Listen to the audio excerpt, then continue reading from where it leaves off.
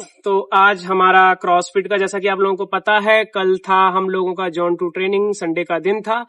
आज हमारा वीक 2 का फर्स्ट डे है। तो हम देखते हैं कि कैसे कैसे हम इसमें प्रोग्रेस करते हैं, क्या क्या चीजें हमने की हैं, क्या क्या चीजें हमें आगे करनी है। तो वीक 2 के प्रोग्रेस में जो पहली चीज थी, वीक 2 के प्रोग्रेस में जो सबसे पहली चीज थी वो थी वार्म अप। क्रॉसफिट के लिए सबसे इंपॉर्टेंट होता है आपका वार्म अप। वार्म अप आप जितना प्यारा करेंगे, और वार्म अप जैसे कि हमारे पास एक स्ट्रक्चर्ड प्रोग्राम है, उसके अकॉर्डिंग हम वार्म अप करते हैं।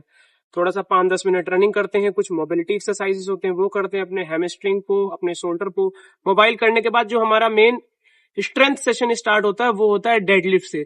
सबसे पहले हम डेडलिफ्ट को नियरली जो 1 RM मैक्स है हम लोगों का, उसको 90% ऑफ 1 RM हम लोग निकालते हैं। देन टच एंड गो था, जिसमें हमने पहला किया 60% ऑफ 1 RM का 6 रैप, फिर हमने किया 70% ऑफ 1 RM का 5 रैप, और फिर 80% ऑफ 1 RM का 4 रैप किया। डेडलिफ्ट हम लोगों ने यहाँ खत्म कर दी। डेडलिफ्ट खत्म करने के बाद 2 मिनट का हम लोगों ने लिया रेस्ट। अब हम लोगों की बात थी मेटकॉन की।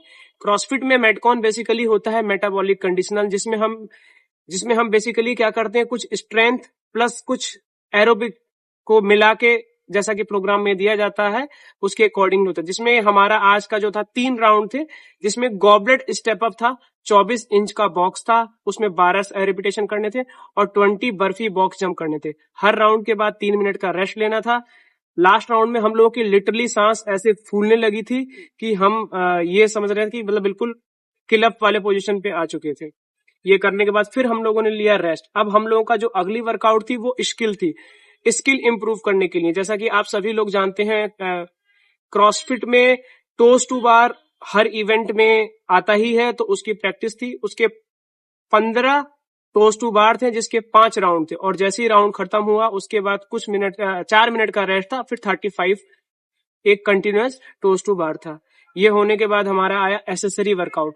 एसेसरी वर्कआउट मैं थोड़ा सा इसमें बताना चाहूंगा। एसेसरी वर्कआउट हम लोग निग्लेक्ट नहीं कर सकते, क्योंकि मैं जैसा पढ़ रहा था बुकलेट वगैरह, तो एसेसरी वर्कआउट एक आपका एक्यूमुलेट करके ना इन लॉन्ग टर्म आपको इंजरी से बचाता है। लोग क्या करते हैं, अपना स्ट्रेंथ करते हैं, मेटकॉन करते हैं, खत्म कर देते हैं, लेकिन एसेसरी वर्क करना बहुत जरूरी है। अभी स्टार्टिंग में लगेगा कि हम लोग क्या कर रहे हैं, लेकिन इन फ्यूचर जैसे जैसे आप स्ट्रेंथ में चीजों को इंक्रीज करते हुए जाएंगे, आपकी डेडलिफ्ट बढ़ती हुई चली जाएगी। तो अगर आपकी एसेसरी वर्क ही उसको बहुत तेजी से प्रोग्रेस कराती है। एसेसरीज में मैं आपको बता दूं, आज हमारा था 3 सेट था सिंगल RDL रोमेनियन डेडलिफ्ट, और दूसरा था एक पैल ऑफ प्रेस, उसके 15 रिपीटेशन थे, 3 सेट उसके थे। फिर उसके बाद 15 पुशअप थे 3 रिपीटेशन के साथ। ये थी आज की हमारी वर्कआउट। उसके बाद मैंने फैजान से बात की कि हम कुछ और कर सकते हैं, क्योंकि आज की वर्कआउट हम लोगों की काफी जल्दी हो गई थी, लेकिन हम लोग जोन 2 ट्रेनिंग से काफी एग्जॉस्ट थे, उसका प्रेशर हमारे ऊपर आज भी फील हो रहा था। फिर हमने वर्कआउट यहाँ पे कर दिया finish. Thank you so much. Channel को देखते रहिए, हमारी जर्नी को देखते रहिए, प्रोग्रेस करते रहिए, लाइक करिए, सब्सक्राइब करिए। Thank you so much.